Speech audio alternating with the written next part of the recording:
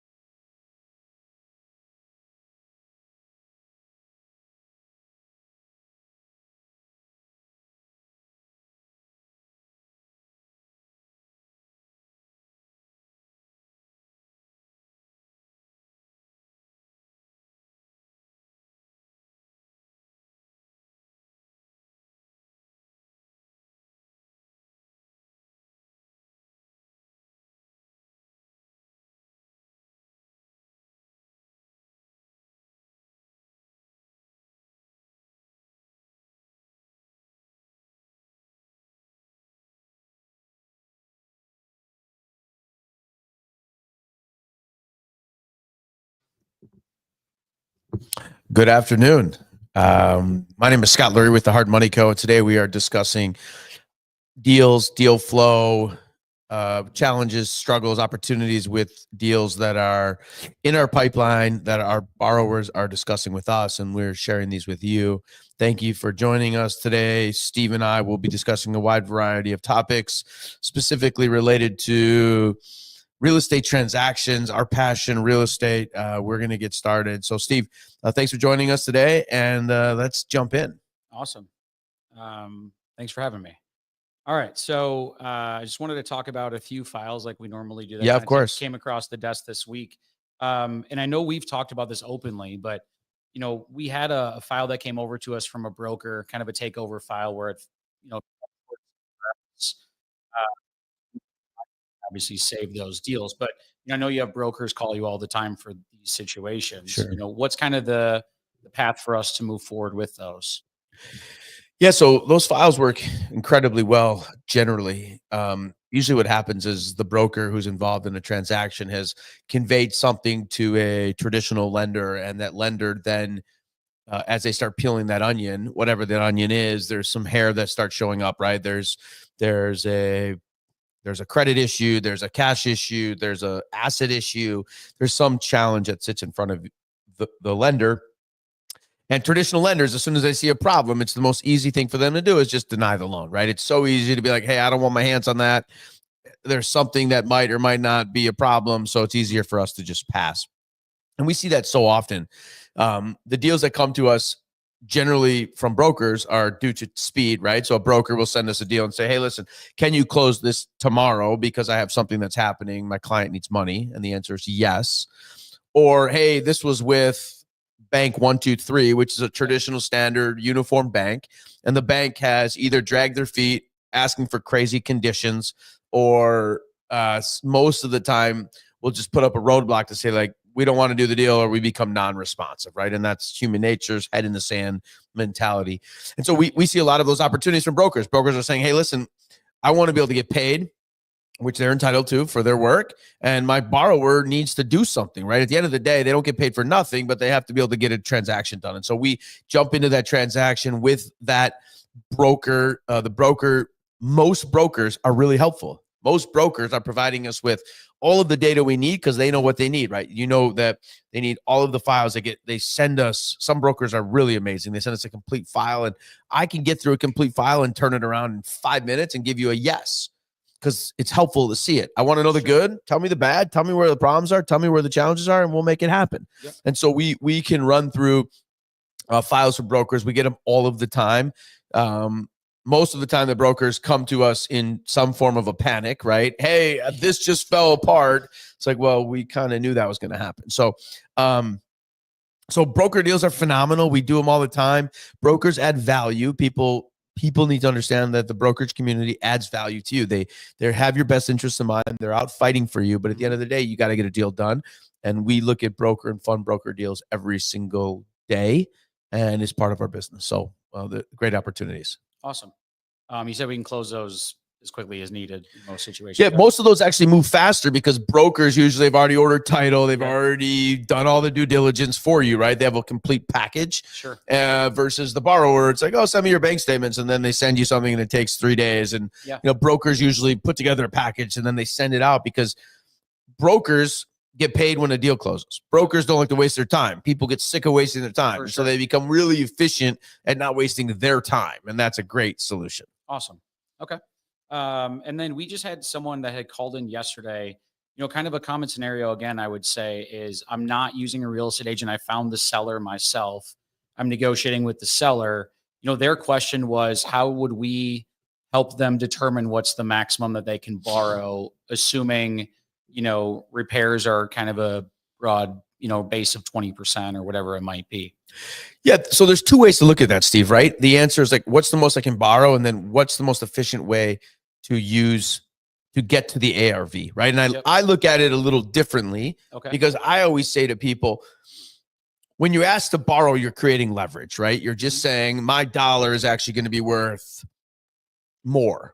And I can create leverage. The power of leverage is real estate. That's why we're all here, right? Leverage, real estate, love.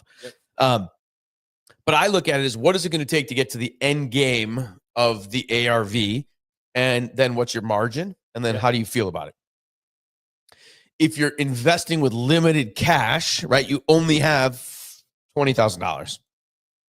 Then you're playing that game, which is the game of what's the ARV? What can I borrow? How can I create my scope of work to back into it? The problem is the scope of work has to be something you can validate to get to the ARV. If you can't get to the ARV, you're not getting anything done. Nothing happens. It's like a big circle of nonsense.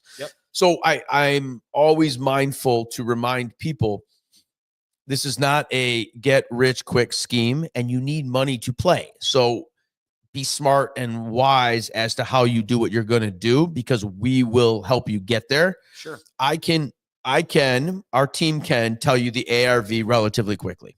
If you have a concern, if the ARV is X, ask us. We're happy to run that for you. That's easy.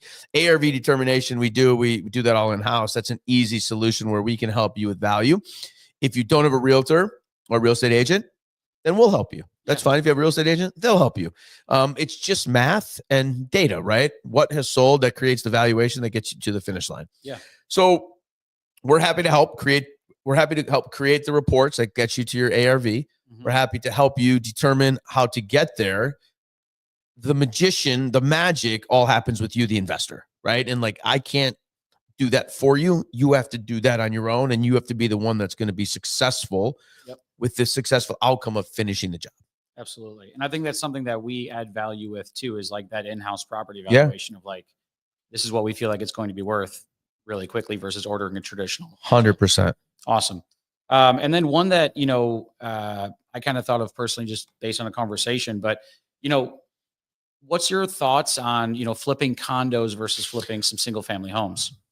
Yeah. So the question is, so my answer is this: you can flip anything. People flip Pepsi and Coke because one's a distributor and one's a retailer, right? Someone's selling a Coca-Cola and they're wholesale retail, right? Wholesale retail. Condo or single family residential deed are the same widgets. When you sell to the condo market, you have less buyers. It's just a fact. There's less. Traditional and customary buyers are those that are looking for single family residence. So when you start breaking that down, when you start adding HOAs, when you start adding all the other nuances, people are like, not for me. Don't want to live in an HOA. Don't want to live in a condo association. Don't want the liabilities. And you have people that just walk away from that. Your buyer pool is less. Sure. That said, there's tons of opportunity in condos, and we finance condos. We finance them all the time. We've done a bunch in Chicago, some down in the Gold Coast area where people are flipping condos, some in the denser parts of Chicago or other markets, Florida, Miami. We've done them all over. Condos work. You just have to know how to manage condos. Sure. The nice thing about a condo, the nice thing is you can get to the ARV pretty quickly, right? In this building, these 5 units have sold for this amount of money per square foot, you know what yours is worth. You don't have to really go down the street to the colonial versus the bungalow versus the ranch versus so you know exactly what it's going to sell for. You know, the building amenities drive a lot of the value. All of it kind of works in the cycle. So, figuring that out is great. Condos, buy them right. We real estate investors make all of our money when we buy real estate. We don't touch the money until we sell the real estate. But we buy it, we make our money. We know, oh, I just bought this for 40 cents on the dollar. Yeah. That's great. Profit. Well, you don't have the profit, but you feel like you made a profit. Yeah. I hear this all the time from my buddies that are in the business. Like, I just made the best buy of my life. I just bought something for 22 cents on the dollar. I'm like, that's amazing. Congratulations. Yeah. And then very rarely do I hear from them, oh, I just sold it. You know, the thrill's over by the time they go to sell it. They're like, I already made my money. I got it. So, going back without getting too distracted, condos are a great investment opportunity. Sure. They have nuances that are different than single family homes, right? Like condos, your exit strategies most of the time can't be to rent it. Some of them have deed restrictions on Airbnbs and how many times you can rent it a year, or condo restrictions. So there's a condo document. It's probably 80 pages long. It's going to tell you what you can and cannot do. And you have to dig into that. Yeah. And that's something they can find when they're looking at the listing or whatever. So they have to. The real estate agent, if that's listing it, has to provide you, or the seller has to provide you with a condo association documents. That's a requirement. Awesome. Yeah. Thank you. Those are the questions that we have for right now. I don't know if we've had anything else come in yet or not. So, what? Thank you. Who's that from?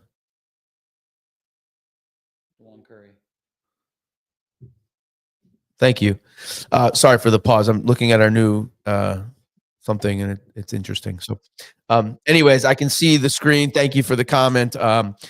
Just one other thing to just remember, as we get into what I call busy season for real estate investing, is be mindful that the opportunities might be right in front of you, and they also might have to expand your horizons, and you got to be persistent.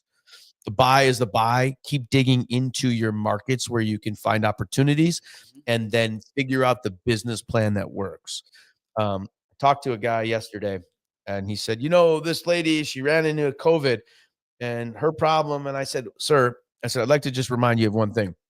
Well, that person ran into the COVID. I had 500 other people successfully do well in real estate. Well, that person's suffering COVID, or the COVID effects. Sure. The answer to that is, there is so much money to be made if you can be successful in getting to the profits. You have to figure out how to get to the profits. We're here to fund your transactions and deals, and we really encourage you to bring opportunities, communicate, talk to us, talk to your loan originator, talk to me. Let's do deals. Let's keep moving forward. And I hope everybody has a wonderful weekend. They said it's going to be near spring here next week. We're in Milwaukee, so hopefully the world is turning into a nice spring season. Golf season's upon us. Yeah, I like it. I'm ready to play some golf. All right. Well, thank you all for joining us. Thank you for the quick hit We Fund Deals Fridays. If you ever have any comments or suggestions you want to share with us, please email me and myself or anybody on our team, or put them in the chat on a moving forward basis. My name is Scott Lurie with the Hard Money Co., and I am wishing each of you a wonderful prosperity and a great weekend. So get after it. Talk to you soon.